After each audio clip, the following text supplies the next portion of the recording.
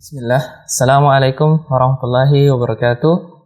Innal hamdalillah nahmaduhu wa nasta'inuhu wa nastaghfiruh wa na'udzu billahi min syururi anfusina wa min sayyiati a'malina.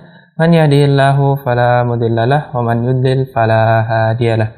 Asyhadu an la ilaha illallah wahdahu la syarikalah wa asyhadu anna Muhammadan abduhu wa rasuluhu la nabiyya ba'dah. Salawat dan salam semoga senantiasa tercurahkan kepada Nabi Muhammad sallallahu alaihi wasallam beserta para keluarga, para sahabat dan orang-orang yang istiqomah berjalan di bawah naungan sunnah beliau hingga hari kiamat kelak. Para pemirsa Ahsan TV, senang sekali kita ketemu lagi dalam kajian Islam ilmiah kita bersama Ustadz kita, guru kita, yaitu Ustadz Abu Islam Imaduddin MA Hafizahullahu Ta'ala, yaitu dalam pembahasan fikih keluarga atau fikih usra. Dan kali ini insya Allah kita akan melanjutkan tema sebelumnya, yaitu membangun keharmonisan pasutri bagian kelima. Tapi sebelum kita memulai pembahasan kita pada pagi hari ini, kembali lagi kami mengajak para pemirsa Ahsan TV di sesi kedua nanti kita akan mengajak bagi yang ingin berinteraksi secara langsung bisa melalui nomor 0819007912.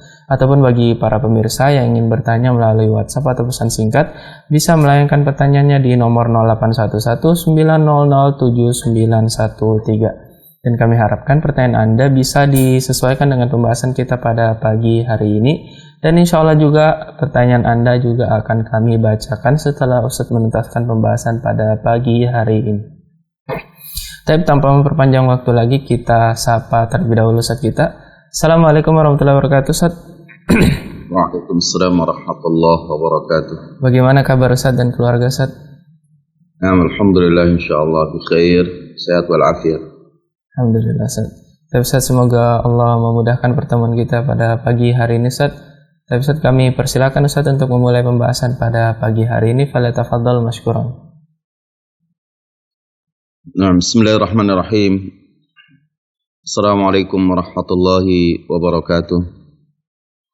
Innal hamdalillah nahmaduhu wa nasta'inuhu wa nastaghfiruh wa na'udzu billahi min shururi anfusina wa sayyiati a'malina. Man yahdihillahu fala mudhillalah wa man yudlil fala hadiyalah. Asyhadu an la ilaha illallah wahdahu la syarikalah wa asyhadu anna Muhammadan abduhu wa rasuluh alladzi la nabiyya ba'dah. Allahumma salli wa sallim wa barik ala nabiyyina Muhammadin wa ala alihi wa sahbihi ajma'in. Ya ayyuhalladzina amanu taqullaha haqqa tuqatih wa la tamutunna illa wa antum muslimun. Ya ayyuhan nasu taqu rabbakumul ladzi khalaqakum min nafsin wahidah wa khalaqa minha zawjaha wa batha minhuma rijalan katsiran wa nisaa'a wattaqullaha alladzi tasaaluna bihi wal arham innallaha kana 'alaikum raqiba.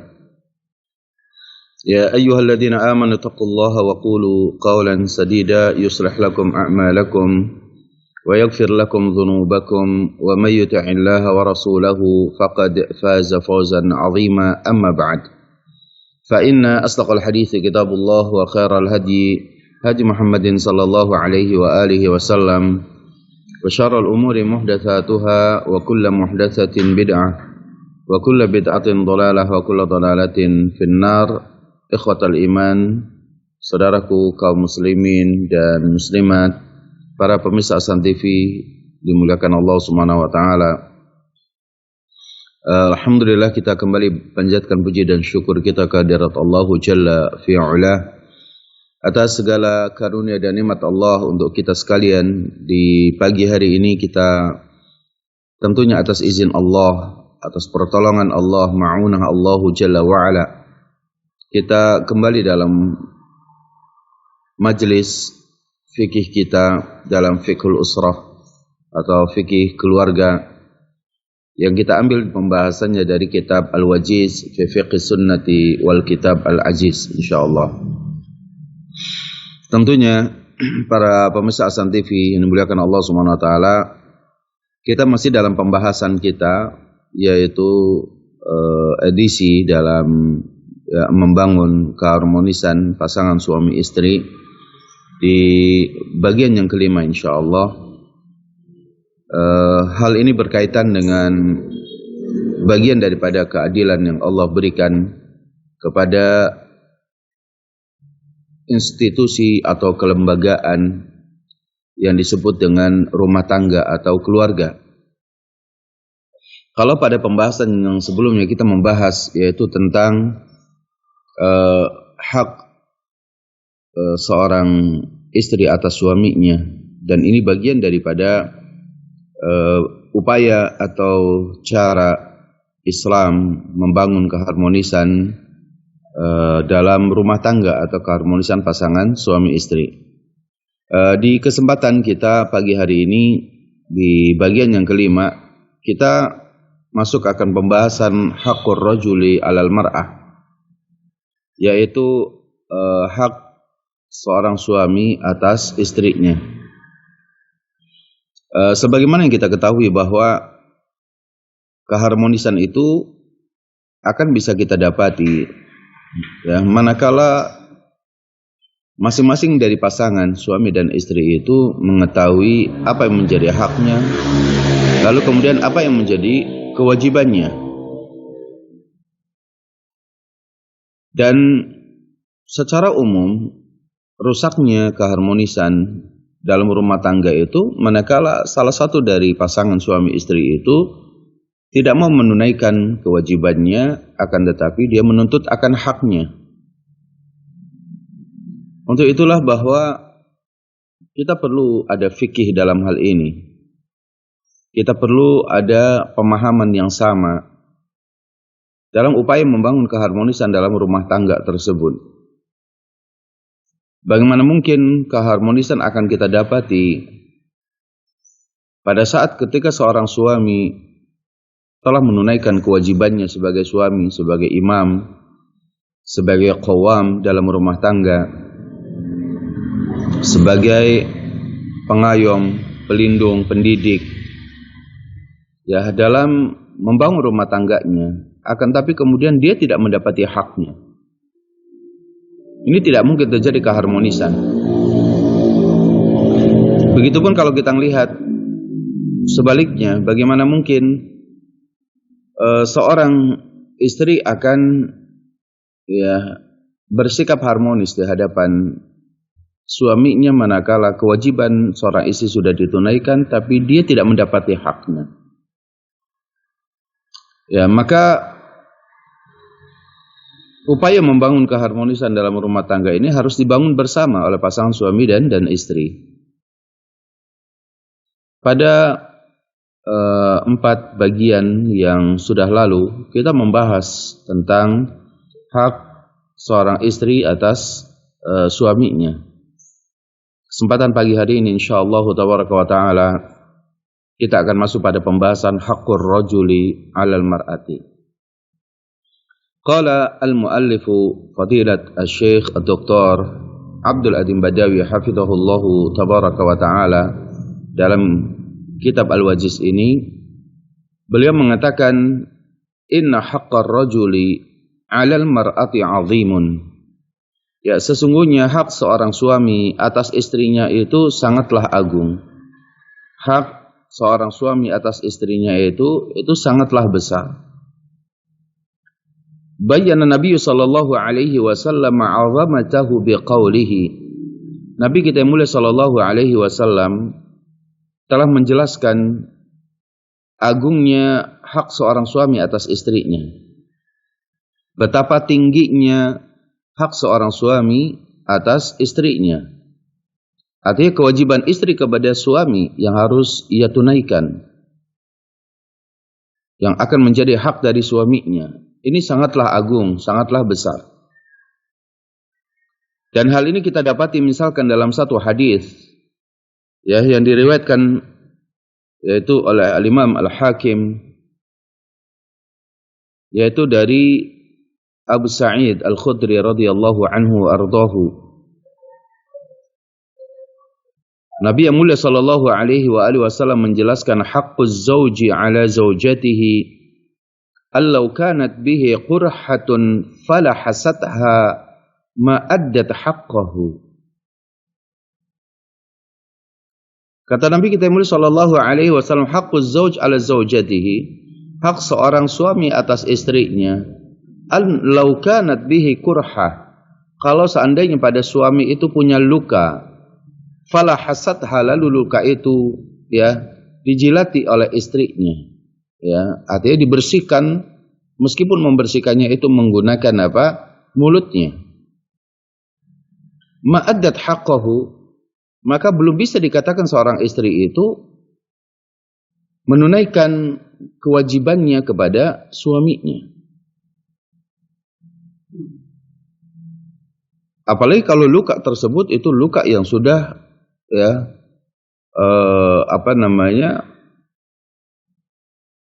memberikan bau luka yang tidak sedap pada tubuh seorang suami, lalu kemudian dibersihkan oleh istrinya. Meskipun sampai membersihkannya itu dengan mulutnya, itu ma'addat haqqahu. Artinya tidak akan sampai dianggap bahwa belum sampai dianggap seorang istri itu bisa menunaikan seluruh hak suaminya. Maka dalam hal ini, saudara dimulakan Allah Subhanahu wa taala, hadis ini menjelaskan betapa besar hak seorang suami atas istrinya yang harus ditunaikan oleh seorang istri kepada suaminya. Maka kata beliau, hafizahullah tabaraka wa ta'ala, wal mar'atul kayyisatul fatinah, seorang istri yang cerdas, seorang istri yang fatinah, yang baik, yang cerdas, yang salihah, hiya allati tu'azzimu ma 'azzama Allah wa rasuluhu, adalah seorang istri yang memuliakan apa yang Allah dan Rasulnya muliakan. Wa hiya allati tuqaddiru zawjaha haqqa qadri, yang dia memuliakan suaminya itu dengan sebenar-benarnya pemuliaan. Fatajtahidu fi ta'atihi, maka seorang istri dia bersungguh-sungguh untuk mentaati suaminya. Li'anna ta'atahu min mujibat al-jannah, karena ketaatan seorang istri kepada suaminya termasuk perkara yang akan memasukkan dirinya ke dalam surga Allah Jalla wa'ala. Ketaatan seorang istri kepada suaminya min mujibatil jannah, di antara perkara yang akan memasukkan seorang istri ke dalam surga. Hal ini berdasarkan hadis Rasulullah sallallahu alaihi wasallam yang sahih diriwayatkan oleh Imam Al-Hakim. Nabi kita yang mulia sallallahu alaihi wasallam bersabda, "Idza shallatil mar'atu khamsaha wa shamat syahraha wa hafizat farjaha wa ata'at zawjaha, qila laha udkhuli al-jannata min ayyi abwabiha syi'ti." Kata Nabi kita yang mulia sallallahu alaihi wasallam, idza shallatil mar'atu khamsaha, apabila seorang istri menunaikan salat 5 waktunya, wa shamat syahraha, dan dia menunaikan puasa di bulan Ramadannya,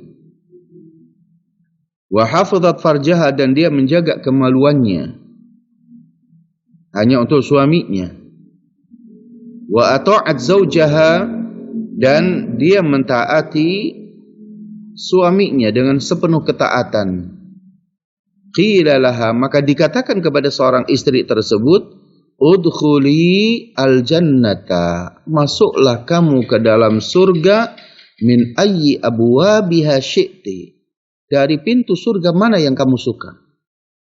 Masya Allah, bagaimana seorang istri akan bisa masuk ke dalam surga dia dengan memilih pintu surga mana. Ketika dia menunaikan salat 5 waktu, sebagaimana laki-laki juga menunaikan salat 5 waktunya. Ketika dia berpuasa di bulan Ramadan, sebagaimana seorang suami menunaikan puasa juga di bulan Ramadan. Wa hafizat farjaha, dan dia berusaha menjaga kemaluannya, sebagaimana laki-laki juga wajib menjaga kemaluannya. Tapi di sini ada kalimat wa ata'at zawjaha, dia juga wajib mentaati suaminya. Inilah perbedaan yang menjadi hak seorang suami atas istrinya, wa ata'at zawjah. Seorang istri menunaikan ketaatan kepada suaminya.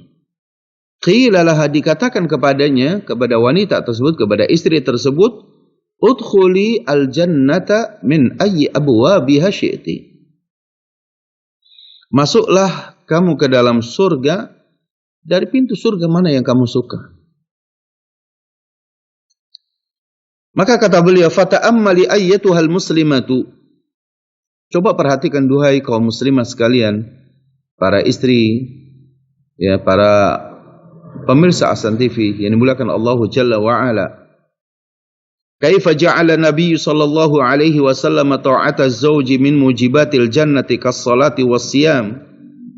Bagaimana Nabi kita mulia sallallahu alaihi wasallam menjadikan ketaatan seorang istri kepada suaminya itu termasuk perkara yang akan memasukkan dirinya ke dalam surga. Kas-salati was-siyam, sebagaimana salatnya, sebagaimana puasanya. Maka falzami ta'atahu, duhai para istri, taatilah suamimu. Taatilah suamimu. Wajtanibi ma'siyatahu, dan jauhi kedurhakaanmu kepada suamimu. Fa inna fi ma'siyatihi ghadabar Rabbi subhanahu. Karena sesungguhnya durhaka kepada seorang suami itu perkara yang bisa mendatangkan kemurkaan Allah Jalla wa Ala. Nabi kita yang mulia sallallahu alaihi wa alihi wasallam bersabda, "Walladzi nafsi biyadihi, ma min rajulin yad'u imra'atahu ila firashihi fata'ba alaihi illa kana alladhi fis sama'i sakhitan 'alaiha hatta yarda 'anha."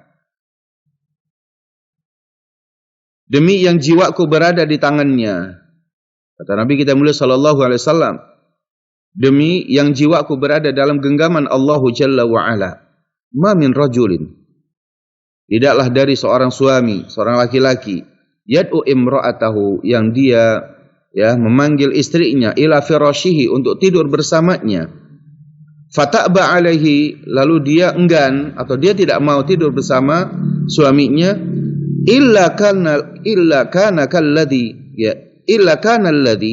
melainkan kana alladhi fis sama, yaitu Allah Jalla wa Ala yang berada di atas langitnya, sakhitan 'alaiha, akan murka kepada seorang istri tersebut, hatta yardu anha, sampai seorang suami meridhoi, memaafkan dari istrinya. Saudaraku para pemirsa Ahsan TV yang dimuliakan Allah Jalla wa Ala, Nabi kita mulia sallallahu alaihi wasallam, alladzi la yantiqu 'anil hawa in huwa illa wahyu yuha, yang tidak pernah berbicara dengan nafsunya, akan tapi berbicara senantiasa dengan wahyu Allah yang Allah wahyukan kepadanya.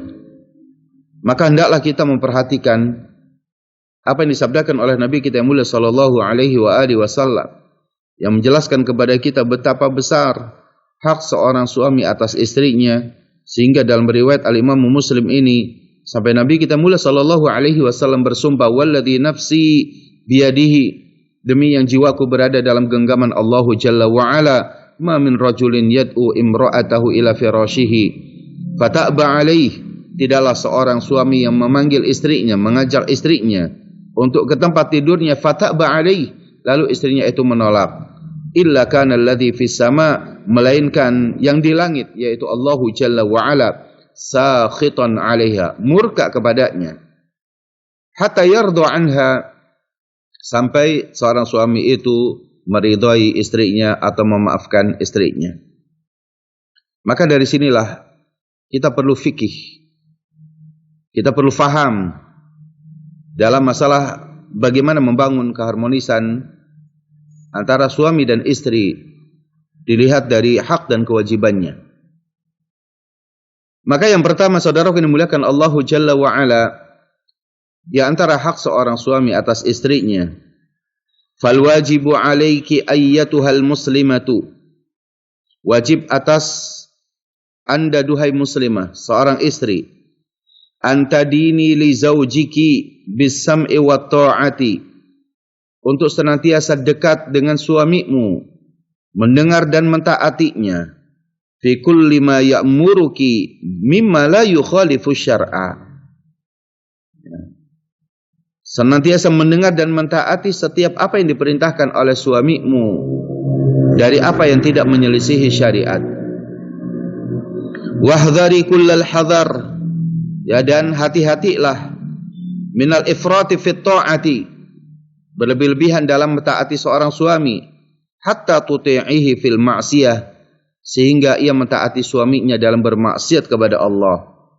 Fa innaki in fa'alti kunti asimah, jika engkau mentaati suami dalam berbuat maksiat kepada Allah Jalla wa Ala, maka Anda pun sebagai seorang istri dia berdosa. Maknanya bahwa ketaatan kita kepada suami adalah ketaatan kita fil ma'ruf. Ketaatan kita fil ma'ruf, dalam perkara yang baik. Apa yang maksud perkara yang baik? Yaitu malam yukhalif asy-syar'a. Perintah dari sesuatu yang tidak melanggar syariat. Ya, mimma la yukhalifu syar'a. Sesuatu yang tidak melanggar syariat, maka wajib bagi seorang istri apabila suaminya memerintahkan dirinya, maka dia untuk mentaatinya. Bisam'i wa ta'ah. Mendengar dan terus mentaati. Seorang istri mengatakan labaik zauji, aku penuhi panggilanmu wahai suamiku. Karena apa? Fil ma'ruf, hal itu dalam kebaikan. Mimma la yukhalifu syar'a, dari perkara yang tidak melanggar syariat. Tapi apabila suami menyuruh kita berbuat maksiat kepada Allah Jalla wa Ala, maka kita sebagai istri tidak ada ketaatan kepada suami. Tidak boleh taat pada suami pada perkara yang menyelisihi syariat. Enggak boleh. Tidak diperbolehkan. Kenapa? Kalau sampai itu kita lakukan, fa innaki in fa'alti kunti athimah. Ya. Jika engkau melakukan, ya, apa yang diperintahkan suami padahal itu bermaksiat kepada Allah Jalla wa Ala, ya, maka kunti athimah, Anda dalam keadaan berdosa. Misalkan contoh, apabila seorang suami dikatakan di sini, wa min dzalika mathala, dari sini contohnya, antuti'ihi fi izalati sya'ri wajhika tajammulan lahu. Seorang istri diperintahkan oleh suaminya, ya, untuk apa? Menghilangkan, ya, alis mata, ya, atau apa namanya, bulu pada alis matanya dicukur bersih, dikerik habis misalkan, ya, sebagai tajammulan lahu, sebagai bentuk mempercantik diri di hadapan suami, maka ini enggak boleh. Ini tidak diperbolehkan. Sebagaimana Nabi kita mulia sallallahu alaihi wa alihi wasallam dikatakan faqad la'ana an-nabiy sallallahu alaihi wa alihi wasallam an-namisata wal mutanammisah. An-namisah, ya, adalah seorang yang dia meminta untuk mengerik, yaitu apa? Alis matanya. Ya, baik yang melakukannya atau yang diperintahkan untuk mengeriknya, atau itu enggak boleh.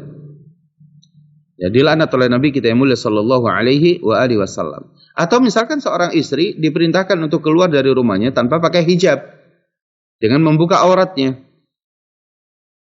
Ya.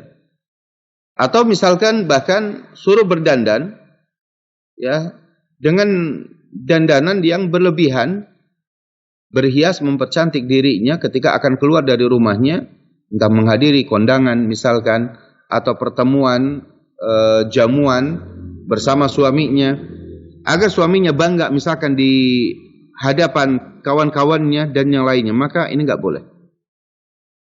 Kita tidak boleh mentaati pada perkara seperti ini.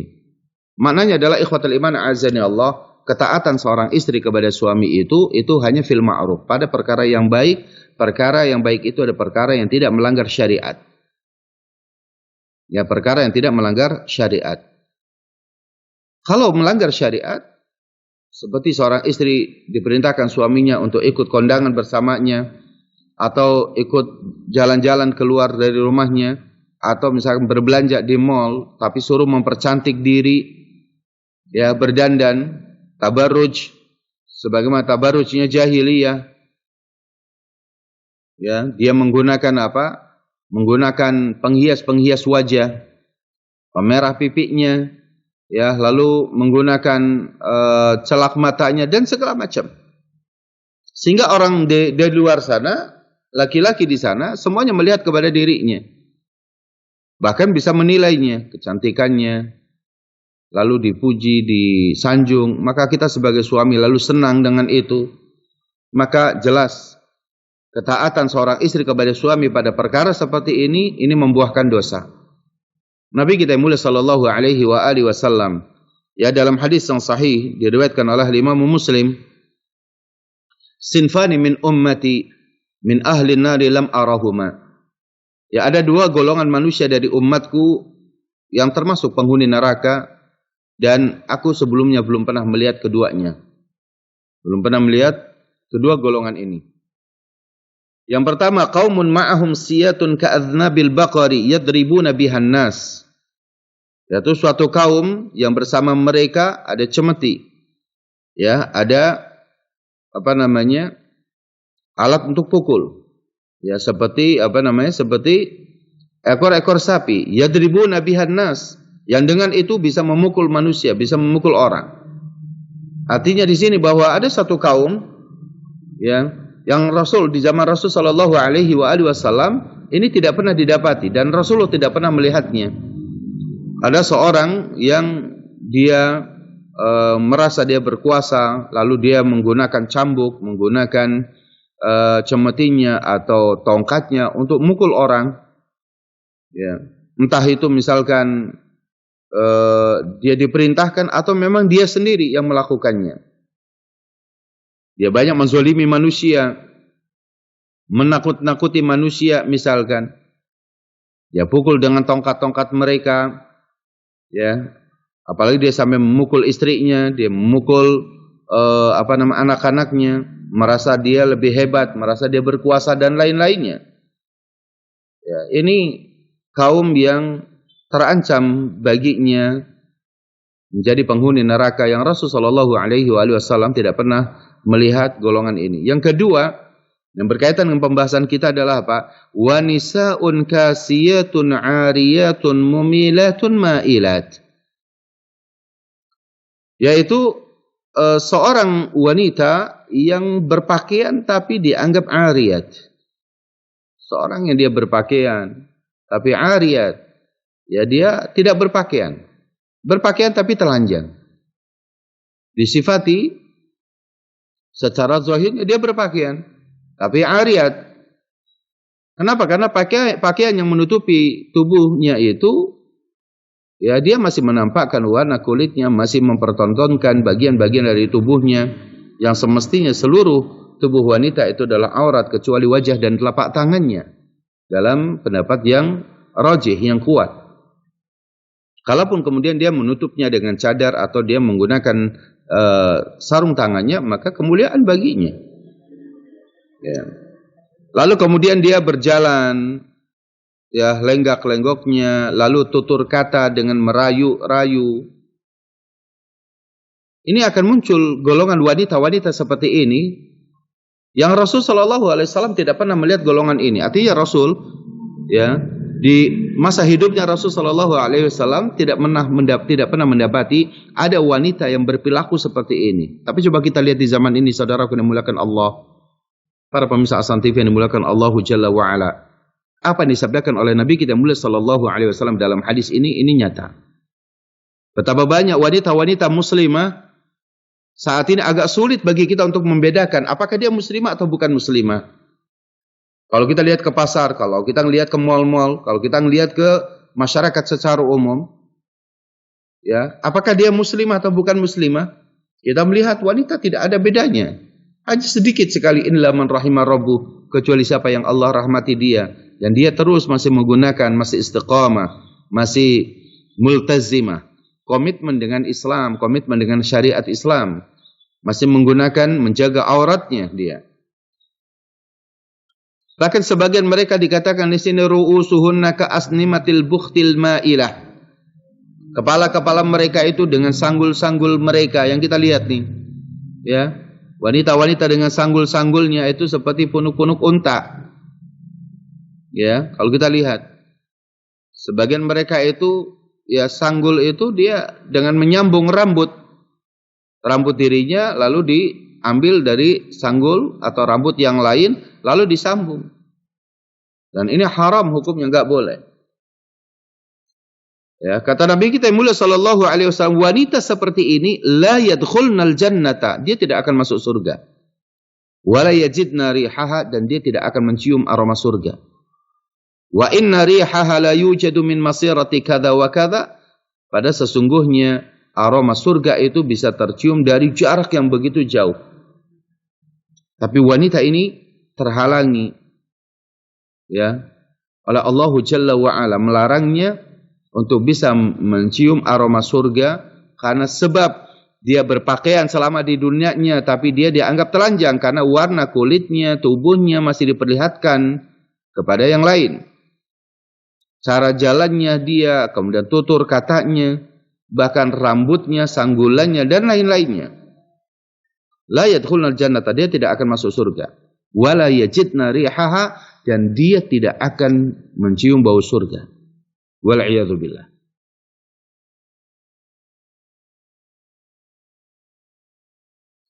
Contoh yang lain misalkan di sini dikatakan ya, an tuti'ihi fi dhuhuri 'ala rijali wal ikhtilati bihim wa musafahatihim.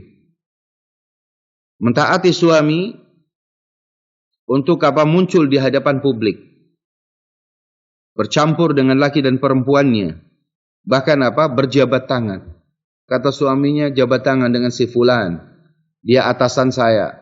Jabat tangan dengan si fulan, dia bos saya. Jabat tangan dengan si fulan, dia adalah ya panutan saya, dan yang lain-lain. Inilah saudara yang dimuliakan Allah Jalla wa Ala.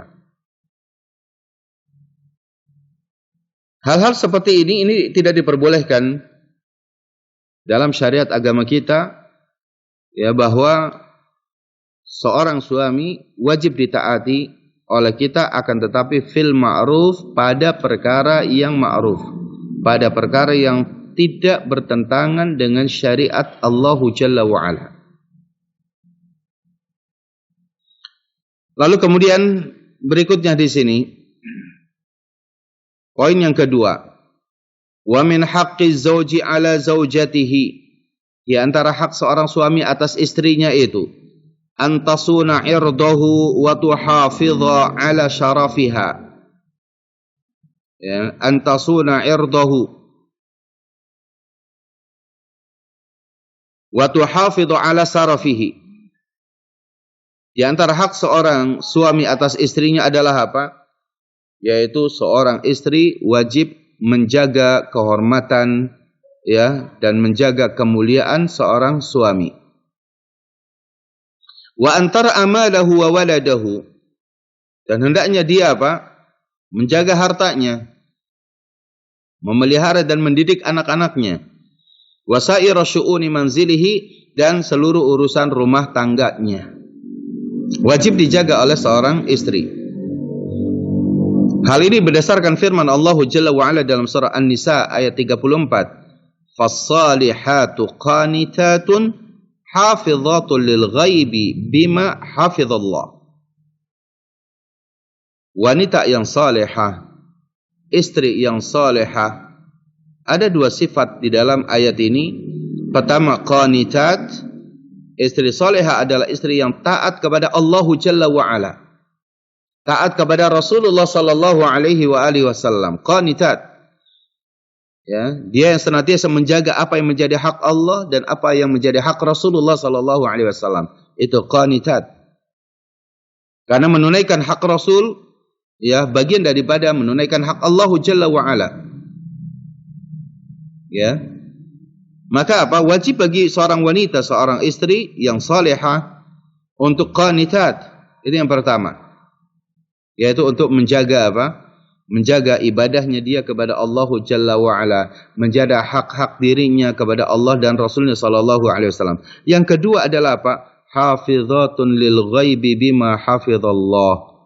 Istri yang salihah adalah istri yang menjaga suaminya pada suaminya itu, kehormatan suaminya pada suaminya itu, ya pada saat suaminya keluar dari rumahnya, selama suaminya bekerja di luar rumah, maka istri di rumah menjaga kehormatan dirinya, menjaga keluarganya, mendidik anak-anaknya, menjaga hartanya.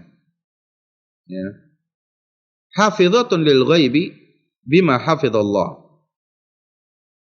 Juga berdasarkan hadis Nabi kita yang mulia sallallahu alaihi wa alihi wasallam, wal mar'atu ra'iyatun fi baiti zawjiha wa mas'ulatun an ra'iyatiha.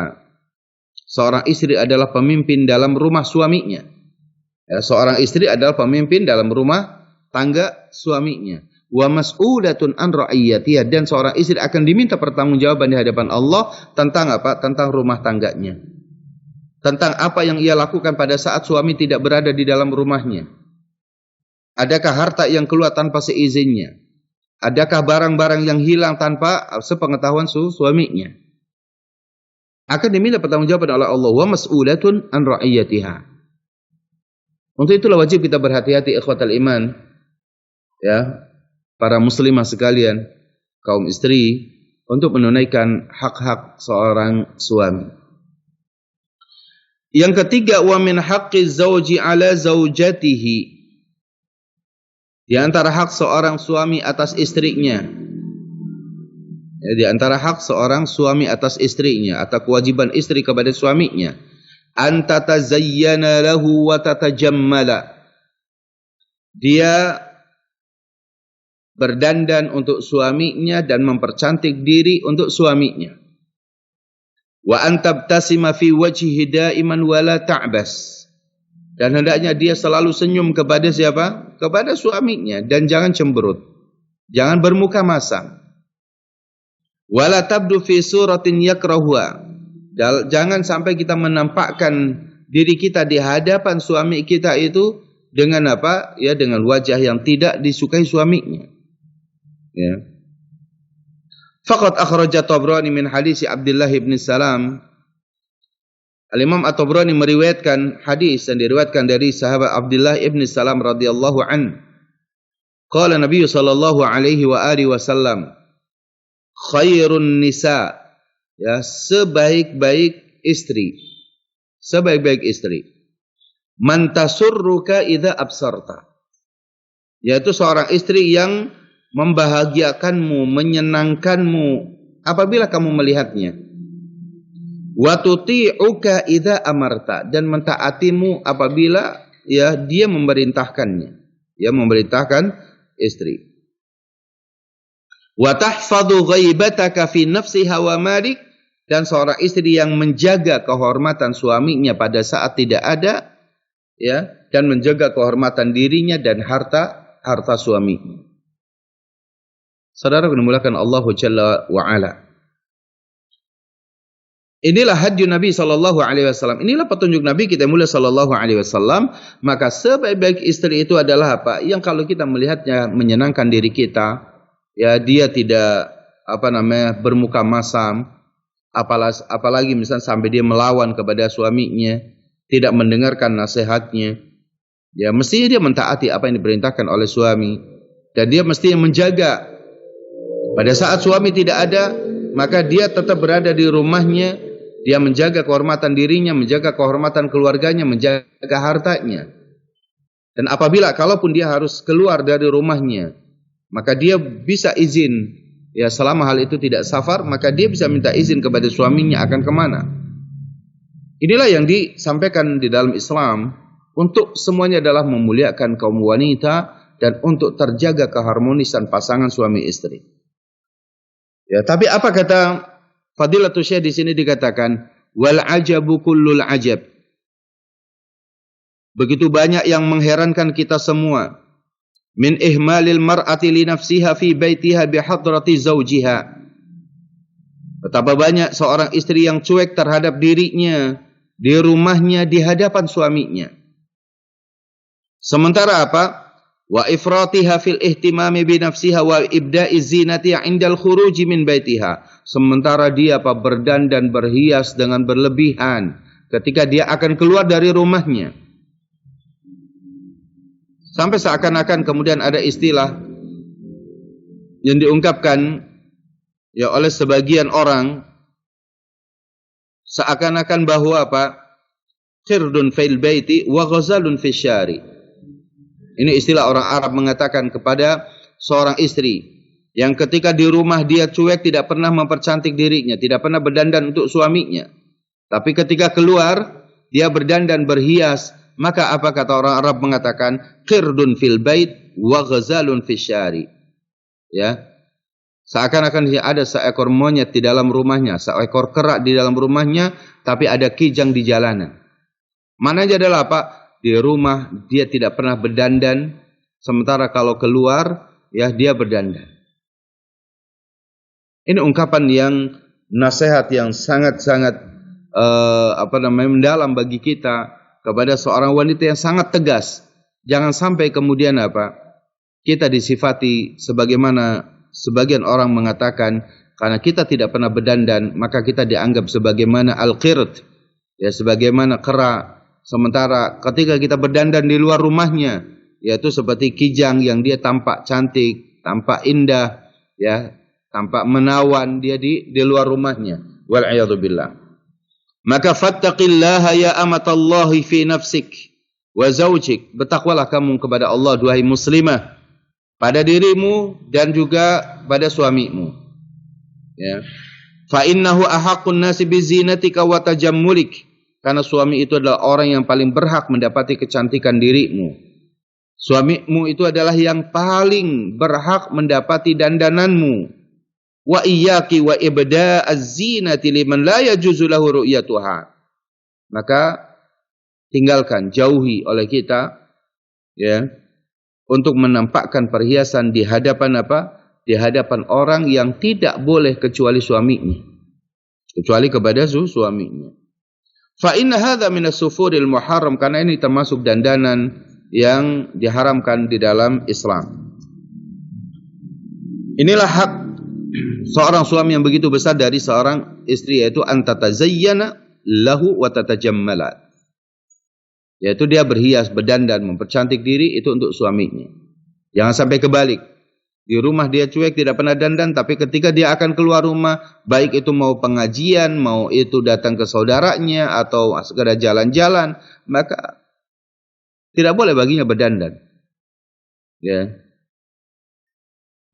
Cukup dia di rumah berdandan untuk suaminya, dan itu adalah merupakan satu kebaikan. Kalau ada seorang suami yang memerintahkan dia dandan di luar rumah dengan berlebihan seperti itu, maka hal ini tidak diperbolehkan.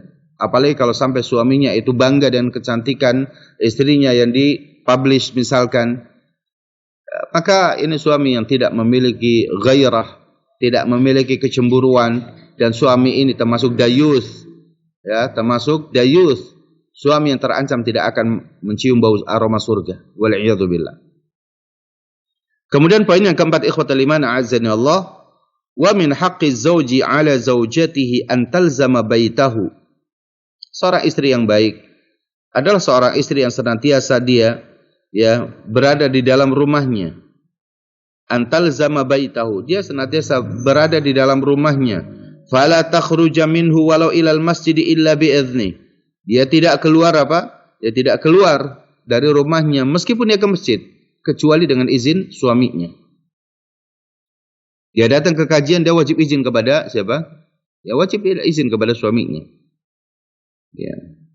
Tidak boleh dia jalan sendiri ke sana kemari, ke masjid saja. Masjid yang dekat rumahnya misalkan, dia akan keluar ke masjid, harus izin kepada suaminya. Allah katakan apa? Wa qarna fi buyutikunna. Tinggallah kalian wahai para istri di rumah-rumah kalian. Pada ayat berikutnya di sini kelanjutannya wala tabarrujna tabarrujal jahiliyah al-ula. Tidak boleh kita berdandan dengan dandanan sebagaimana dandanan jahiliyah. Ini di surah Al-Ahzab ayat 33 menjelaskan kepada kita.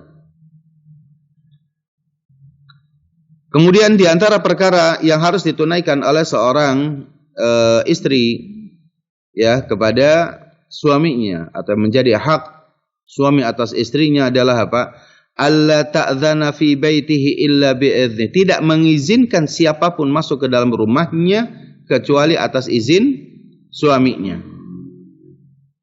Tidak boleh dia mengizinkan siapapun, mau sahabatnya, ya, mau saudaranya, ya, kecuali ayah dari suaminya misalkan, ya, atau ibu dari suaminya, ya, maka kita sudah mafhum bahwa misalkan seorang suami yang minta ayahnya disambut, dihormati, dimuliakan, tapi yang lain-lainnya tetap harus izin dari suaminya.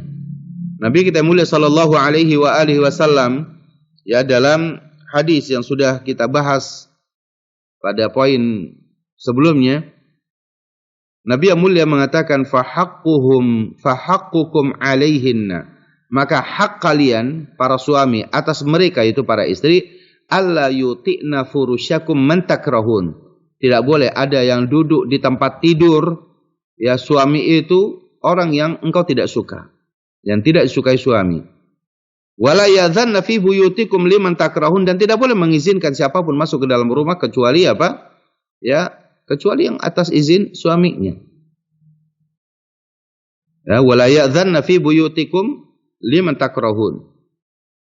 Seorang istri tidak boleh, ya, memberikan izin kepada siapapun untuk masuk ke dalam rumahnya, ya, di mana suaminya itu tidak menyukainya. Ini perkara yang tetap senantiasa harus dijaga oleh Allah, oleh seorang oleh seorang istri kepada suaminya dalam rangka menjaga, ya, apa yang Allah perintahkan. Ya. Kemudian poin yang keenam, wa min haqqi zauji ala zaujatihi an tahfadha malahu. Di antara hak seorang suami atas istrinya, an tahfadha malahu, wajib bagi seorang istri menjaga harta suaminya. Wa alla tunfiqa minhu illa bi'izni. Tidak boleh membelanjakan dari harta suami kecuali atas izin suami. Hal ini didasarkan kepada sabda Nabi kita yang mulia sallallahu alaihi wasallam, yaitu hadis yang hasan diriwayatkan oleh Imam Ibnu Majah. Rasulullah sallallahu alaihi wasallam bersabda, "Wala tunfiq imra'atun syai'an min baiti zawjiha illa bi'izni zawjiha." Tidak boleh seorang istri membelanjakan sedikit pun dari harta yang ada di rumah suaminya kecuali dengan izin suaminya. Ya, saya ulang.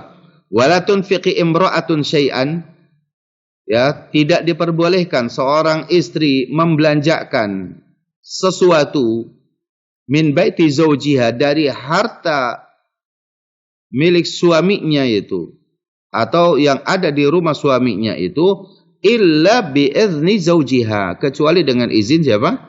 Dengan izin suaminya. Qila, dikatakan, wala tu'am, apakah tidak boleh juga dengan makanan kita sedekahkan? Qala dzalika afdalu amwalina, makanan itu adalah yang paling utama dari kita. Artinya apa? Makanan pun tetap harus izin. Apakah ini boleh dikasihkan kepada orang lain? Apakah boleh ini disedekahkan kepada yang lain? Ya, ini harus izin kepada suaminya. Bal min haqqi zauj, bahkan di antara hak seorang suami ala zaujati atas istrinya apa? Berkaitan dengan harta ini. Alla tunfiqa min maliha in kana laha illa bi idzni zaujiha. Tidak boleh seorang istri membelanjakan dari harta miliknya dia sendiri kecuali dengan izin apa? Dengan izin suaminya. Ini harta punya dia nih. Harta punya si istri. Tetap dia membelanjakan, ya, dia membelanjakan dari harta milik dia sendiri, itu tetap harus izin kepada suaminya. Karena dia suami adalah imam, pemimpin. Dan dia diminta pendapatnya, ya, bermusyawarah dengan suaminya. Liqaulihi sallallahu alaihi wasallam, laisa lil mar'ati an tantahika syai'an min maliha illa bi idzni zawjiha. Tidak boleh seorang istri menghabiskan sesuatu dari harta miliknya, yaitu milik istrinya, illa bi idzni zawjiha, kecuali dengan izin, ya, dengan izin suaminya. Ya. Ini pada poin yang ke-6. Dan insyaallah tabaraka wa taala kita akan masuk kepada poin yang ke-7 dan selanjutnya berkaitan dengan bagaimana wajib bagi kita menjaga hak-hak seorang suami dari istrinya ini, insya Allah pada poin di kesempatan yang akan datang, semoga 6 poin ini yang menjadi pelajaran bagi kita untuk diperhatikan bersama oleh kita, terutama para kaum muslimah, para akhwat, para ummahat, ya, para istri, ya, untuk sungguh-sungguh dalam mentaati suami, karena ketaatan kepada suami termasuk min mujibat al-jannah, termasuk perkara yang memang bisa apa? Ya, memasukkan seseorang ke dalam surga Allahu Jalla wa Ala. Semoga hal ini bermanfaat. Aqulu qouli hadza wa astaghfirullaha li wa lakum, dan kita berikan kesempatan kepada para pemirsa Ahsan TV untuk bersoal dan jawab. Tafadhal. Baik, jazakumullah khairan kepada Ustaz atas ilmunya. Mudah-mudahan Allah selalu memberikan kesehatan dan kebaikan lain kepada Ustaz, dan mudah-mudahan apa yang sudah kita dengarkan bersama-sama bisa memberikan catatan-catatan pahala di sisi Allah Subhanahu wa taala. Tapi para pemirsa Ahsan TV, itulah tadi pembahasan kita, pembahasan fikih keluarga atau fikih usra dengan tema membangun keharmonisan pasutri bagian ke-5. Dan alhamdulillah para pemirsa Ahsan TV, tibalah saatnya kita masuk ke sesi kedua, yaitu sesi tanya jawab. Dan kembali lagi kami mengajak kepada para pemirsa Ahsan TV, bagi yang ingin berinteraktif secara langsung bisa melalui nomor 081190079112, ataupun bagi para pemirsa yang ingin bertanya melalui WhatsApp atau pesan singkat bisa melayangkan pertanyaannya di nomor 081190079113. Tapi saat sambil kita menunggu penelpon yang masuk, kita bacakan terlebih dahulu pertanyaan yang sudah masuk melalui pesan singkat atau WhatsApp. Pertanyaan pertama, Ustaz. Assalamualaikum, izin bertanya Ustaz, dari hamba Allah di Malang. Apakah diperbolehkan bila ada seseorang yang buruk agamanya, baik itu pria ataupun wanita, lalu ikhtiarnya untuk berubah dan bertaubat adalah meminta untuk dicarikan pasangan hidup yang baik dan paham agama? Bolehkah kemudian seseorang menerima calon pasangan dengan kondisi seperti itu? Syukran, barakallahu fiik. Nah, ikhwatul iman, para pemirsa Ahsan TV yang dimuliakan Allahu Jalla wa Ala dimanapun Anda berada, bahwa membangun rumah tangga yang saleh, betul itu memang pertama itu sangat bergantung kepada seorang imam. Dalam hal ini suaminya, karena suamilah yang akan terus mengarahkan, membimbing, membina, ya, dan akan terus mendidiknya. Jika memang nantinya seorang istri ini benar-benar dia mau dibimbing, mau dibina, mau ditarbiyah oleh suaminya, sehingga tidak hanya kesolehan itu hanya dari salah satu dari pasangan. Apabila misalkan dia merasa bahwa dirinya banyak kekurangan, seorang suami misal, atau calon suami, seorang laki-laki, ikhwan, dia banyak kekurangan dirinya, bahkan tidak faham agama, lalu kemudian dia berharap mendapatkan seorang istri, berikhtiar mencari istri yang salehah. Pertama, bahwa sebagai bagian daripada ikhtiar, ya, yang harus pertama kali berikhtiar itu adalah bukan mencari istri yang sudah jadi, bukan, ya, karena kita sebagai ikhwan, sebagai laki-laki ini kita akan menjadi pemimpin, ya, bukan mencari seorang calon istri yang sudah jadi, yang salehah, ya. Akan tetapi yang pertama ini adalah didik diri kita terlebih dahulu. Kitanya perlu belajar terlebih dahulu, minimal pada perkara-perkara yang termasuk al-wajibat, harus difahami.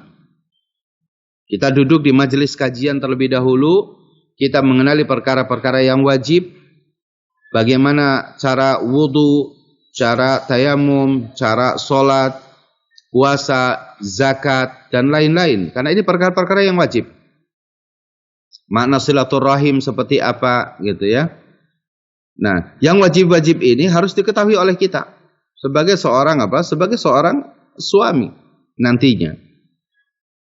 Kenapa? Karena biasanya kalaupun seorang istrinya salehah, seorang suami ini ya belum menjadi salehah, belum menjadi saleh. Terkadang dengan seorang suami yang punya power sebagai pemimpin dalam rumah tangga itu bisa menarik seorang istri yang dipimpinnya itu untuk mengikuti egonya suami. Sehingga apa? Kesolehan yang ada pada seorang istri itu bisa luntur. Karena itu bagian daripada keimanan. Keimanan yazid wa yanqus. Keimanan itu bisa bertambah, bisa berkurang. Kalau kemudian seorang istri yang soleha, lalu seorang suami itu dia belum soleh, kemungkinan bisa menarik seorang istri yang soleha itu untuk masuk dalam perangkap suami yang tidak soleh ini, itu sangat besar. Dengan dia menjadikan diri sebagai pemimpin, kamu harus taat kepada kita dan yang lain-lain. Dan terkadang rata-rata suami juga sulit untuk menerima nasihat dari siapa? Dari istrinya. Nah, untuk itulah bahwa yang pertama dilakukan itu adalah bukan cari istri yang sudah soleha, bukan.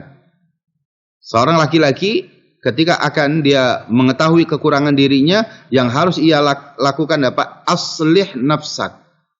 Buat dirimu soleh terlebih dahulu. Yasluh lakan nas, maka orang lain itu akan mengikut kesolehan kita. Ya, jadi adib nafsak, didik dirimu sendiri terlebih dahulu. Qabla antu adib ghairah, sebelum engkau mendidik apa? Orang-orang lain. Ya. Kadang ada seorang calon suami dia atas nama berikhtiar, saya mencari misalkan seorang istri Ustaz yang solehah, hafizah 30 juz, faham agama, ya. Lalu kemudian dia bisa bersabar, dia pandai masak dan yang lain. Lalu kita tanya kepada Anda, apa yang sudah Anda siapkan untuk mendapatkan seorang istri yang amanah luar biasa seperti ini? Anda hafal berapa juz? Istrinya, calon istrinya yang minta dicarikan hafal 30 juz, tapi Andanya sendiri juz 30 saja tidak hafal, maka ini adalah problem. Istri 30 juz, calon suaminya juz 30 juga tidak hafal. Ini akan menjadi problem dalam rumah tangga. Nah, inilah yang harus diupayakan oleh kita. Jadi ikhtiar yang pertama sekali lagi bukan mencari seorang istri, calon istri yang soleha yang sudah jadi, tapi apa? Paling tidak pada perkara al-wajibat, perkara-perkara yang wajib, didik diri kita terlebih dahulu. Jangan kosong sama sekali ya dari perkara agama. Allahu taala a'la wa a'lam. Baik, jazakumullah khairan kepada Ustadz atas jawabannya, mudah-mudahan bisa bermanfaat bagi penanya. Tapi Ustadz, pertanyaan selanjutnya sudah ada yang menelpon, kita angkat terlebih dahulu. Halo. Assalamualaikum. Waalaikumsalam warahmatullahi wabarakatuh. Dengan siapa dari mana? Ustaz. Nah, tafadhal. Aku mau tanya 2 pertanyaan, boleh Ustaz? Ya, tafadhal.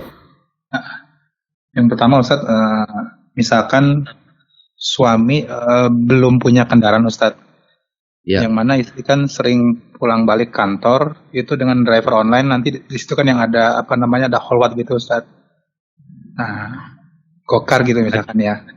Nah, di situ apakah suami berdosa ya Ustaz membiarkan hal itu terjadi, karena kan memang urgensinya gitu Ustaz, dia harus ke kantor yang mana harus naik online gitu, driver online, yang di situ nanti ada kholwat karena kan kebanyakan drivernya laki-laki, sedangkan suami belum ada kendaraan Ustaz. Itu yang pertama Ustaz. Siapa? Yang menama akhwatnya, istrinya? Iya, istri saya. Oh. Nah karena anak belum punya kendaraan Ustaz, jadi ya. Istri harus pergi naik kendaraan gitu ke kantornya. Terus ada kholwat gitu antara ya mungkin jaraknya sekitar kalau naik mobil itu 10 menit, 5 menit sampai 10 menit Ustaz. Gitu. Nah, yang kedua, mau tanya Ustaz, misalkan istri belum memakai hijab secara syar'i Ustaz. Namun suami sudah memperingatkan gitu Ustadz ya. Ya. Jika memang itu belum tertunaikan oleh si istri, apakah dengan suami sudah mengingatkan tersebut akan tetap berjalan ya Ustadz dosanya Ustadz ya jika sampai ke sini-sininya gitu Ustadz. Padahal sudah diingatkan sama suaminya. Tapi Ustadz itu aja. Nah. Ustadz. Ya. Barakallahu fiik. Assalamualaikum warahmatullahi wabarakatuh. Waalaikumsalam warahmatullahi wabarakatuh. Taib. Ikhwatul iman azani Allah, para pemirsa Hasan TV yang dimuliakan Allah Subhanahu wa taala. Pada poin yang pertama, bahwa seorang istri yang diizinkan oleh suami bekerja misalkan. Pertama, pada poin ini saja sedapat mungkin seorang istri itu tidak bekerja di luar rumahnya lepas dari pantauan seorang suami. Ini dalam kita dalam fikih Islam, bahwa tidak melepas seorang istri bekerja di luar rumah kita, ya, tidak melepas seorang istri bekerja di luar rumah kita tanpa pantauan dari kita secara langsung, ya, karena istri, kewajiban istri adalah dia tidak bekerja di luar rumah, tapi dia berada di dalam rumahnya, sebagaimana firman Allah tadi, waqarna fi buyutikunna, tinggallah kalian di rumah-rumah kalian. Kalaupun kemudian seorang istri bekerja, ya bisa bekerja di rumahnya, bisa bekerja di lembaga-lembaga pendidikan yang di dekat-dekat rumahnya, yang seorang suami kapan saja bisa mengantarkan, bisa memantau dan lain-lain. Ini adalah satu jalan kebaikan yang Allah berikan kepada rumah tangga tersebut. Ya. Tidak membiarkan istri kita bekerja di luar rumah, di di kantor-kantor, di pabrik-pabrik yang memang atau perusahaan dia memang itu akan bercampur baur di tempat pekerjaannya dengan laki-laki. Yang kedua, tidak boleh seorang istri naik gokar, ya, lalu di situ bercampur dengan kalau misalkan itu supir, ya hanya dengan supir saja berdua di dalam kendaraan tersebut. Kalau kemudian gokar itu ada beberapa penumpang laki-laki dan ini bercampur, enggak boleh, ya, tidak diperbolehkan. Bagaimanapun, ya, kalaupun itu memang harus dilakukan, maka tetap suami berkewajiban untuk mengantarkannya istri ke tempat pekerjaan dia. Ya, jadi dalam hal ini untuk urusan pekerjaan, bahwa seorang istri harus betul-betul menjaga dirinya dan dijaga oleh suaminya. Ya, tidak boleh lepas begitu. Ya, apalagi dia gokar, dia bisa ikhtilat dengan supir dalam satu mobil atau dengan penumpang yang lain, maka ini tidak diperbolehkan. La yakhluwan nabi imra'atin. Ya, tidak boleh berduaan, ya, dengan seorang wanita. Yang kedua, apabila istri belum berhijab syar'i dan suami sudah menasihati, sudah menegakkan hujjah kepadanya tentang kewajiban hijab syar'i, ya, artinya hijab yang menutupi seluruh anggota tubuhnya, bukan hijab gaul, ya, bukan pakaian modis-modis yang terkadang menampakkan bagian-bagian dari tubuhnya, bentuk tubuhnya, ya. Maka apabila hujjah ini sudah sampaikan kepada istri dan istri tetap melakukan hal itu, maka istri berdosa. Dan suami insyaallah tabaraka wa ta'ala, ya, dia sudah berlepas diri dari dosa tersebut, tapi tetap berkewajiban untuk memberikan nasihat terus hingga istri ini menyadari kesalahannya, menyadari kekeliruannya, ya, untuk berubah dengan menggunakan hijab syar'inya. Tapi suami insyaallah ketika sudah tegak hujjah padanya, ya, maka apa yang disampaikan seorang suami itu sudah benar dan dia tidak berdosa. Ya, hanya saja masih tetap juga untuk mendidik, ya, masih tetap untuk mendidik. Wallahu ta'ala a'la wa a'lam. Ya, baik, silakan. Ya, jazakumullah khairan kepada Ustaz atas jawaban yang mudah-mudahan bisa bermanfaat bagi penanya. Tapi Ustaz, kita lanjut ke pertanyaan selanjutnya Ustaz dari pesan singkat.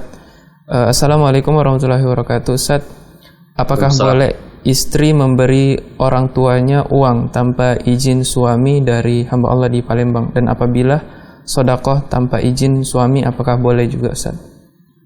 Baik.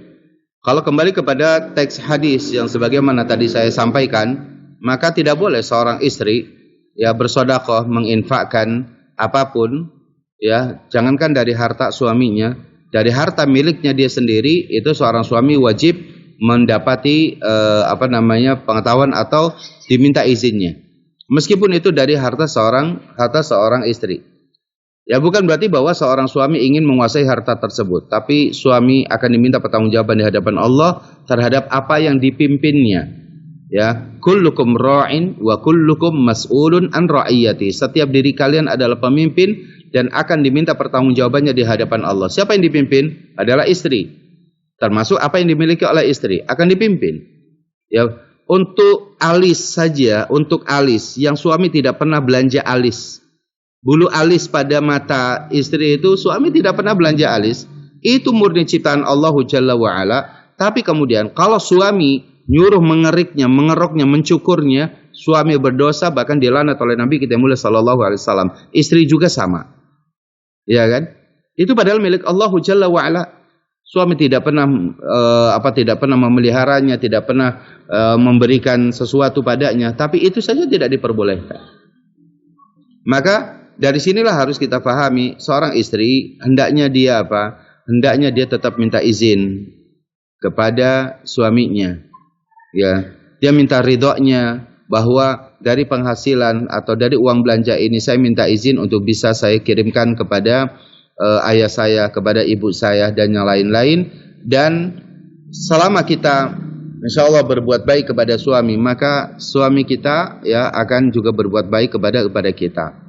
Ya, akan tetapi jika memang suami kita sangat-sangat dikenal kebakhilannya luar biasa, ya, hanya untuk makan di rumah saja itu harus ya dicatat pengeluarannya sedemikian rumitnya misalkan, yang membuat seorang istri itu dia merasa terkekang sama sekali, tidak bisa berbuat apa-apa. Ya, beli cabai harus dicatat, beli bawang harus dicatat, garam juga dicatat, misalkan mie 1 bungkus dicatat, semua pengeluaran dicatat seperti itu. Sementara kemudian seorang istri pengen beli bakso saja nggak bisa, itu selalu ditanyakan, dimarahin dan yang lainnya. Ini memang suami yang bakhil. Ini juga nggak bagus bagi suami. Tapi seorang istri ketika mendapati suaminya yang bakhil seperti ini, nasihati, tapi sambil terus bersabar, tapi tetap tidak menggunakan harta tersebut. Tidak boleh menggunakan, bersabar terus sampai nasihati lagi, bersabar, nasihati lagi, bersabar. Kalau kemudian tidak berubah juga, maka bisa saja kebakhilan seorang suami yang luar biasa bakhilnya, asyaddul bukhl, yaitu syuh. Maka boleh bagi seorang istri ya khulu dia dari suami yang seperti ini. Karena apa? Ya karena tujuan pernikahan dia tidak bisa didapati, ya. Dia akan merasa tertindas dalam rumah tangga tersebut. Dia tidak bisa lagi berbuat baik kepada keluarganya, ya, tidak bisa berbuat lagi kepada ayahnya, kepada ibunya, kepada saudaranya, ya. Maka rumah tangga seperti ini rumah tangga yang jauh dari keharmonisan, dan itu boleh seorang wanita kalau sudah suaminya dinasihatin atas kebakhilannya, ya maka dia boleh untuk khulu ataupun minta batalkan pernikahan dengan suami yang seperti ini, ya. Allah taala a'la wa a'lam. Jazakumullah khairan kepada Ustaz atas jawabannya, mudah-mudahan bisa bermanfaat bagi penanya. Tapi Ustaz, kita lagi ke pertanyaan selanjutnya Ustaz dari pesan singkat. Bismillah, Assalamualaikum Ustaz, jazakumullah khairan atas ilmunya. Afan izin bertanya bagaimana cara ta'aruf yang syar'i Ustaz? Apakah dengan chatting berduaan itu tidak masalah? Syukran, jazakumullah khairan wa barakallahu fikum. Ya, chatting berdua itu sangat masalah. Ya. Itu sangat masalah. Ta'aruf yang tentunya baik itu adalah bahwa Anda atau kita ya tentunya tidak selalu tahu tentang pribadi fulan atau fulana, ya. Kalau kita mau langsung tahu dari yang bersangkutan itu tidak selalu tahu, karena dalam bab ta'aruf ini masing-masing pasangan pasti akan menyembunyikan keburukan-keburukan dirinya dan akan menampakkan perkara-perkara yang baiknya saja. Ya. Untuk itu bahwa hal itu tidak akan tercapai tujuan daripada ta'aruf yang sesungguhnya jika kita langsung ta'aruf melalui chat berdua dan yang lainnya. Maka pertama, kita tidak boleh seperti itu, ya. Di samping itu adalah bagian daripada pacaran yang tidak diperbolehkan, maka Yang harus kita lakukan itu adalah kita meminta nasihat kepada kepada orang tua. Ya, misalkan kita datang kepada yang bersangkutan pada orang tuanya lalu tanya kepada ibunya tentang akhwat ini bagaimana. Begitu juga misalkan keluarga ini bertanya kepada siapa? Kepada keluarga dari si laki-lakinya tentang ikhwannya ini. Atau minimal yang pertama itu adalah melalui guru-guru mereka. Ya, karena biasanya guru-guru ini lebih juga mengetahui. Selain orang tua ada di sana guru. Ya. Di sana guru mengetahui si fulan atau si fulana seperti apa gitu ya. Nah, ini itulah bagian daripada ta'aruf yang insyaallah tabaraka wa taala itu bisa. Tapi saling bertukar handphone lalu berkomunikasi mereka berdua maka tidak boleh. Ya, Allah taala a'la wa a'la. Jazakumullah khairan pada Ustaz atas jawabannya, mudah-mudahan bisa bermanfaat bagi penanya. Ustaz, lanjut lagi ke pertanyaan selanjutnya dari pesan singkat. Assalamualaikum, dari hamba Allah di Cikarang, Ustaz. Bagaimana cara menasehati suami yang kerja terus, pulang kerja olahraga dan kawannya sampai malam? Jadi dengan kawannya sampai malam. Jadi di rumah kadang cuman mandi dan makan saja. Saya ingin suami dapat mengajari anak belajar karena dari pagi dengan uminya saja. Taib Ustaz, jazakumullah khairan. Taib. Nah, pertama saya ingin menasihati sebelum menasihati kepada suami, saya ingin nasihati kepada istrinya terlebih dahulu. Ya, karena ini poin yang sangat penting bagi kita. Seorang istri jangan pernah merasa puas ya dengan kebaikan suami yang diberikan kepada kita hanya dalam soal harta. Karena ini musibah. Ya, saya katakan sebelum saya nasihati tentang pribadi suami, seorang istri jangan pernah merasa puas, merasa diperhatikan oleh seorang suami kalau hanya sekedar soal uang belanja, soal tempat tinggal, soal pakaian, ya, soal kendaraan, soal uang belanja. Jangan pernah kita merasa bahwa suami sudah berbuat baik dalam soal ini. Karena bagaimanapun sesuatu yang sudah saya sebutkan tadi, tempat tinggal, kemudian pakaian, ya, ataupun misalkan kendaraan, itu juga dinikmati oleh suami. Atau makan misalkan, itu juga dinikmati oleh suami. Ya kan? Sebagaimana misalkan seorang suami atau seorang laki-laki atau ada satu rumah keluarga misalkan, dia mempekerjakan siapa? Mempekerjakan asisten rumah tangganya di rumah. Maka asisten itu tinggal di rumah, berarti ada kamar. Asisten di rumah juga perlu makan, maka diberikan makan. Asisten rumah tangga juga di dalam rumah itu diberikan pakaian. Mungkin ketika belanja juga dikasih kendaraan, mau sepeda atau motor, kepada asisten rumah tangga tersebut.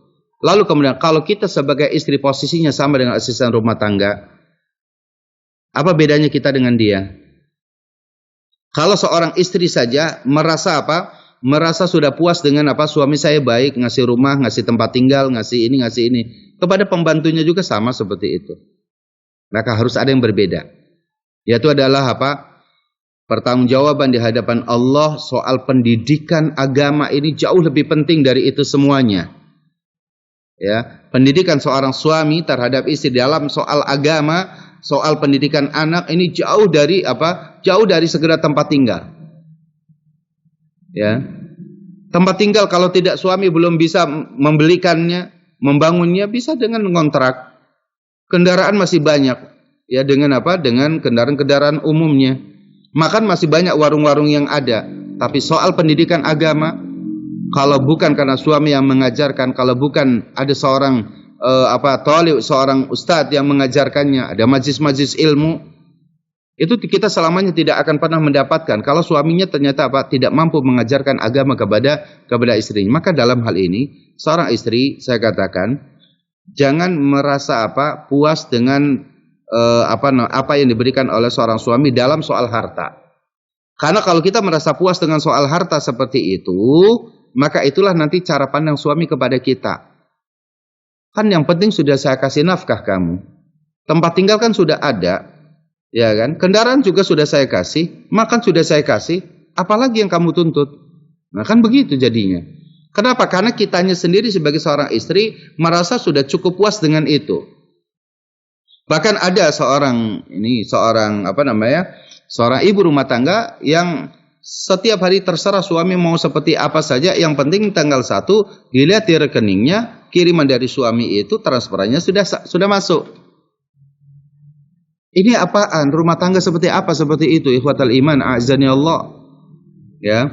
Maka sebelum kita menasihati seorang suami yang maniak kerja, maniak olahraga, maniak gaul misalkan, yaitu didik diri kita dengan cara yang terbaik, bahwa bila perlu katakan kepada suami, mulai besok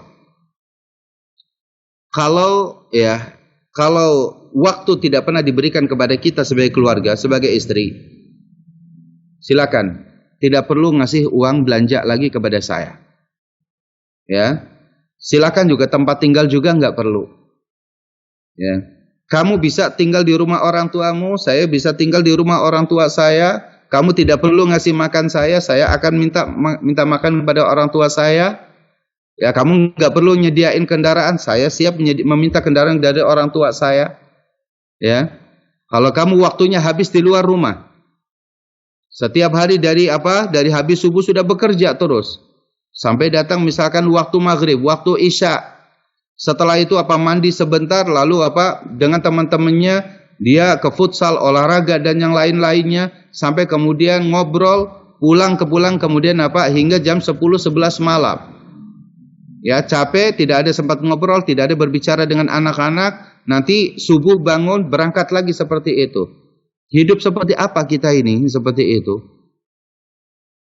Lalu kalau kemudian sama semua seperti itu, mungkin seorang istri lebih baik minta kepada suaminya, kamu tinggal di rumah kamu, saya tinggal di rumah kita, di rumah orang tua saya sendiri.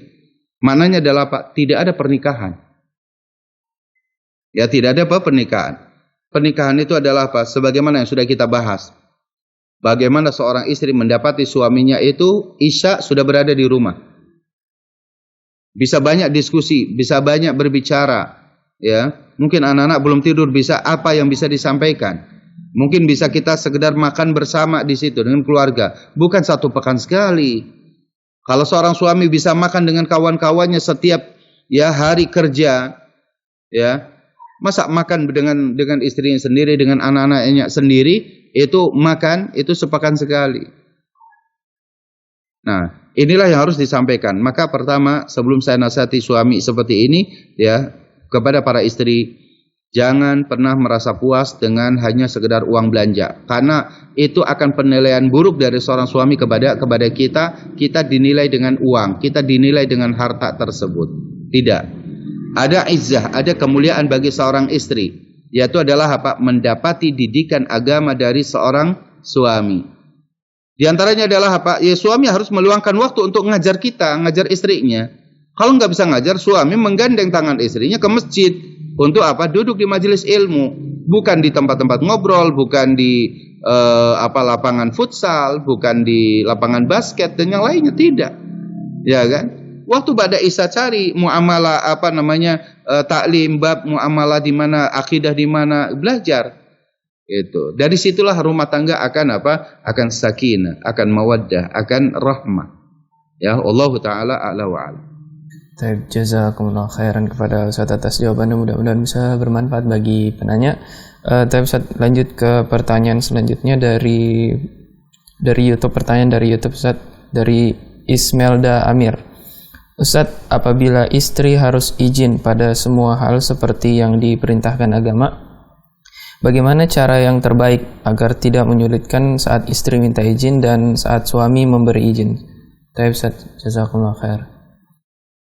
Nah, tidak ada yang sulit, apalagi di zaman modern seperti ini, ya, bahwa dulu saja di zaman sebelum ada teknologi yang canggih seperti saat ini yang dikatakan teknologi canggih, ya, teknologi modern, ya, maka orang-orang zaman dahulu, para sahabat wanita, para kaum muslimah, ya, kurang lebih 1400 kaum muslimah itu hidup di dalam zaman keemasan seperti itu. Mereka soleha, mereka kemana-mana tanpa ada handphone, tanpa ada komputer, tanpa ada internet dan yang lainnya, mereka bisa izin.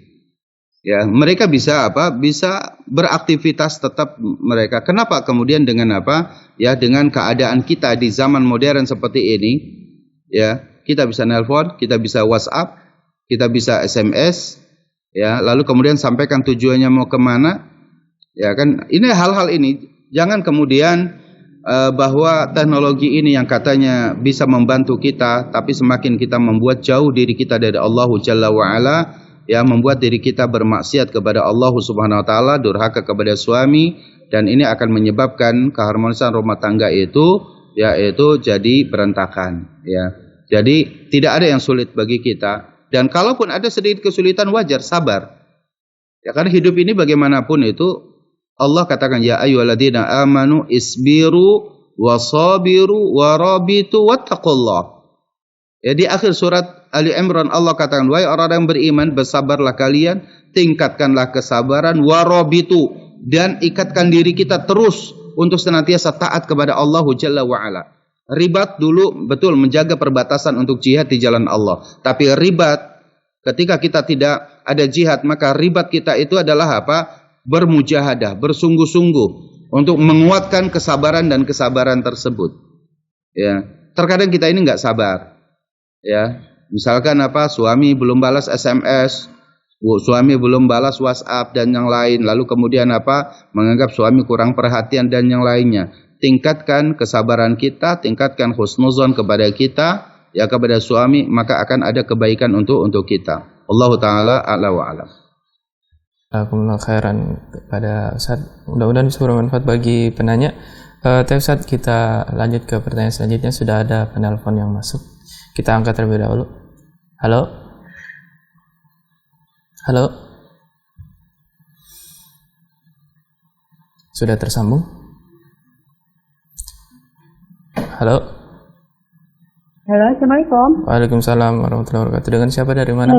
Begini Pak Ustaz, saya mau izin tanya. Silakan. Nah, silakan Ibu. Dulu suami saya kan menikah. Ya, dulu suami saya kan menikah dengan orang lain.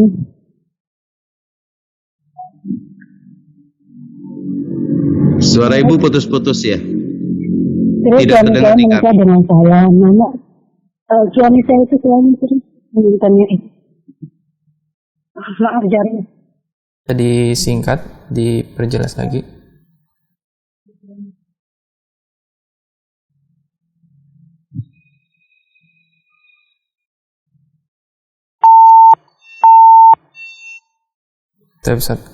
Tersambung atau al-af di studio? Terputus, terputus. Kita lanjut ke pertanyaan pesan singkat Ustaz dari WhatsApp. Belum bisa tertangkap suara dari penanya kepada saya. Halo, sudah terputus Ustaz penelpon. Kita lanjut ke pertanyaan selanjutnya Ustaz dari pesan singkat.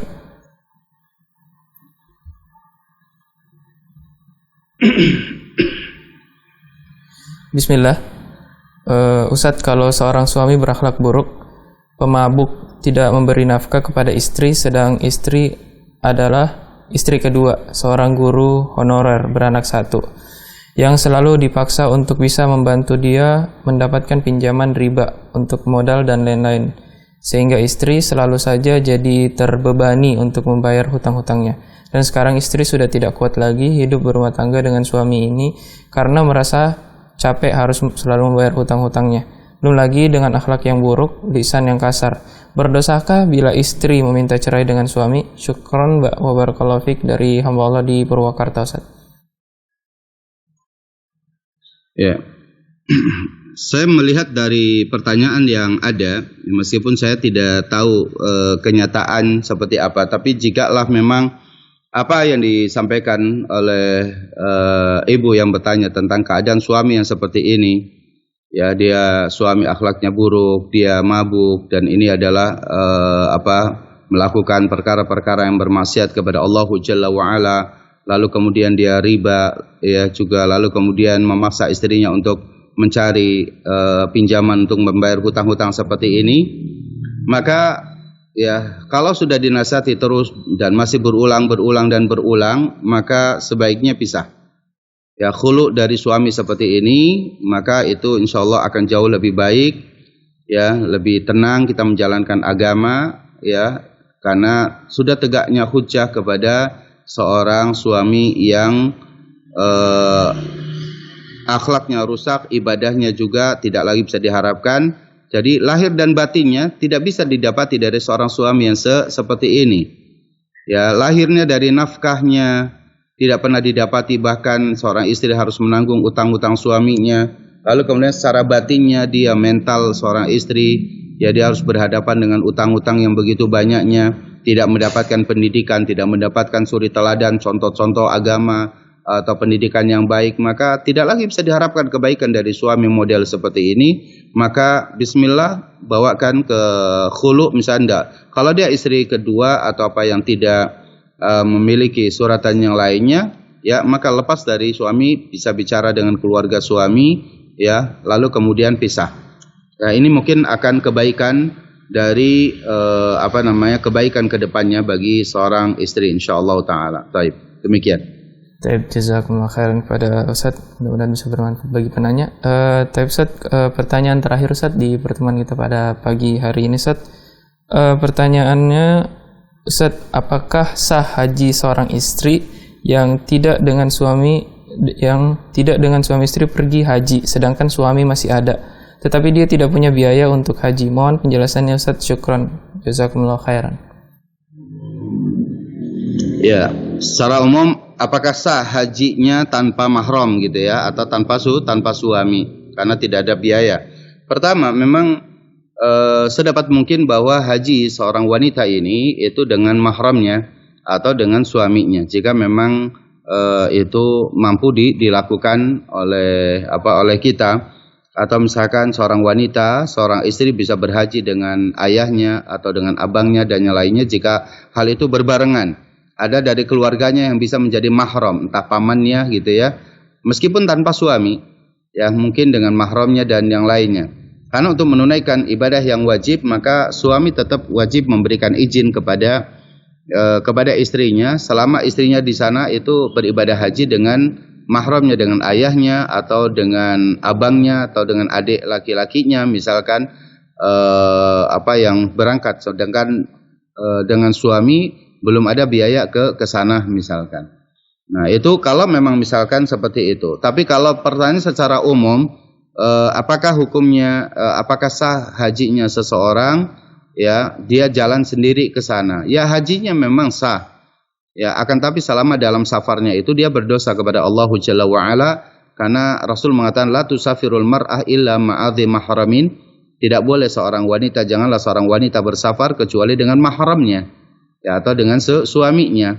Maka permasalahannya adalah di safar tanpa mahram, yang ini berdosa. Akan tapi permasalahan ibadah umrohnya, ibadah hajinya insyaallah sah, ya, dan semoga Allah Subhanahu wa taala menerima amal tersebut. Akan tapi safar sebaiknya, apalagi safar ketaatan, ya, dalam ibadah haji, ibadah umrah, ini dilakukan dengan mahramnya atau dengan suaminya, maka ini semuanya akan aman, ya, akan tenang, akan nyaman, dan itu akan membuat kita ibadahnya khusyuk insyaallah tabaraka wa taala, dan ini yang paling baik. Kalau bisa bersabar menunda terlebih dahulu sampai mengumpulkan biaya untuk memberangkatkan suami, maka ini baik menjadi sedekah istri untuk suami, atau suami juga menyiapkan tabungannya, ya, sendiri untuk bisa berangkat bersama, maka ini tentunya jauh lebih baik. Demikian yang bisa saya sampaikan. Semoga dari apa yang kita bahas di kesempatan pagi hari ini, dari membangun keharmonisan pasangan suami istri bagian yang kelima, ya, semoga Allah Jalla wa'ala mengkaruniakan kepada kita manfaat dari apa yang kita bahas, dan semoga Allah memberikan kekuatan kepada kita untuk bisa mengamalkan apa dari petunjuk-petunjuk Rasul Sallallahu Alaihi Wasallam dari yang kita bahas di kesempatan pagi hari ini. Yang benar dari Allah Jalla wa'ala, yang salah dari kejahilan dan kebodohan saya. Semoga Allah mengampuni dosa-dosa saya. Dan terima kasih kepada para pemirsa Ahsan TV yang telah mengikuti kajian Fikih Usrah di kesempatan pagi hari ini. Dan juga kami ucapkan terima kasih kepada kru Ahsan TV di studio dan juga kru dari studio kita yang ada di Pondok Pesantren Hamalatul Quran Karawang. Ya, semoga ini bagian daripada amal ibadah kita semuanya, bagian daripada dakwah kita kepada Allah, dan semoga Allah mengkaruniakan pahala untuk kita semuanya. Hadanallah wa iyyakum ajmain wa sallallahu ala nabiyyina Muhammadin wa akhiru da'wana anil hamdulillahi rabbil alamin. Wassalamualaikum warahmatullahi wabarakatuh. Waalaikumsalam. Baik, jazakumullah khairan Ustaz atas jawaban dari penjelasan pertanyaan-pertanyaan yang sudah dilemparkan ke kita. Dan itulah tadi pertanyaan terakhir di pertemuan kita, dan demikianlah pertemuan kita pada pagi hari ini. Jazakumullah khairan juga kepada para pemirsa Ahsan TV yang sudah setia menyaksikan program Ahsan TV terkhususnya pada pagi hari ini. Dan insya Allah kita akan ketemu lagi pada kesempatan selanjutnya, yaitu di pekan depan setiap hari Senin pukul 6 waktu Indonesia Barat. Dan terakhir, kami selaku kru yang bertugas mohon maaf apabila ada kesalahan selama program ini berlangsung. Dan kita tutup pertemuan pada pagi hari ini dengan wafaratul majelis. Subhanakallahumma wabihamdik asyhadu an la ilaha illa anta astaghfiruka wa atubu ilaik. Assalamualaikum warahmatullahi wabarakatuh.